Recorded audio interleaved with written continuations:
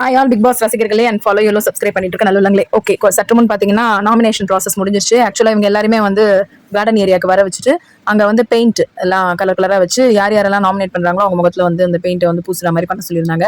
So ஒரே colour கோழி குஞ்சுக்க மாதிரி இருந்தாங்க எல்லாரும். அவங்கவுங்க ஒருத்தர் பிளான் பண்ணி எஃப்ஜே, அரோரா, பார்வதி இவங்கெல்லாம் சொல்லவே வேண்டாம், நல்லா கேல்குலேட்டிவா எல்லாரும் கவர் ஆகுற மாதிரி பார்த்து எல்லாரையும் வந்து நாமினேஷனுக்குள்ள தள்ளிட்டாங்க. அப்படி பார்த்தே விக்ரம் மட்டும் தப்பிச்சிட்டாரு. அது பார்வதிக்கு பொறுக்கவே இல்லை. விக்ரம் விக்கல்ஸ் மட்டும் எப்படி தப்பிக்கலாம், அந்த கேஸை ஒழுங்கா நடத்தல, அதை சொல்லியாவது பண்ணிருக்கணுமே எஃப்ஜே கிட்ட உட்காந்து சொல்லிட்டே இருந்தாங்க.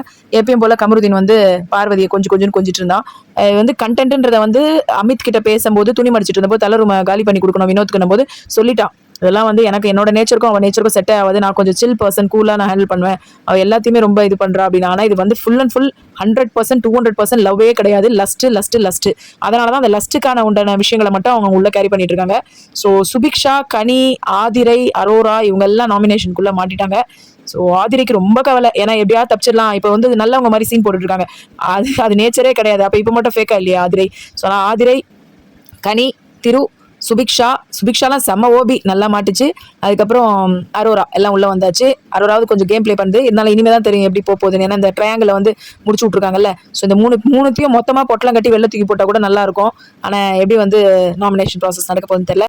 இவங்கெல்லாம் ஃப்ரீ டாஸ்க் நடக்க போகுது அப்படின்னு சொல்லிட்டு யோசிச்சுட்டு இருக்காங்க. ஆனால் வெளியில ஒரு விஷயம் என்ன லீக் ஆயிருக்குன்னா, கொஞ்சம் எக்ஸ்டெண்ட் பண்ண போறாங்க டேஸ் அப்படின்ற மாதிரி வந்து கேள்விப்படுறோம். ஐயோ இதை எப்படா முடிச்சு தொலைவாங்கன்னு இருக்கு. ஆக்சுவலாக எக்ஸ்டெண்டே பண்ண வேணாம். ஸோ கானா வினோத் வந்து கானா பாக்ஸுக்கு சில பெர்ஃபார்மன்ஸ் எல்லாம் நைட் பண்ணணும்னு சும்மாவே ஆடும். உடனே வந்துட்டாங்க, இந்த அம்மா ட்ரெஸ்ஸே கம்ஃபர்டபுளா இல்லை, பார்க்கவே அசிங்கமா இருக்கு, அதை போட்டுக்கின்னு இந்த மாதிரி ப்ராக்டிஸ் பண்றேன்ற பேர்ல சாண்ட்ரா கிட்ட ஏதோ தத்தக்கா பண்ணியிருந்தது. நல்லாவே இல்லை, அந்த ட்ரெஸ் வேற டைட்டா போட்டுன்னு. ஓரளவுக்கு நல்லா இருக்கிற மாதிரி போட்டா கூட பரவாயில்ல, அது ஒரு மாதிரி அசிங்கமா இருக்கு. இதுக்கு அசிங்கமே இருக்காது போல இருக்கு பார்வதிக்கு. ஓகே, அப்புறம் அமித், கனி இவங்க எல்லாம் வந்து பாட்டு ப்ராக்டிஸ் பண்ணிட்டு இருந்தாங்க.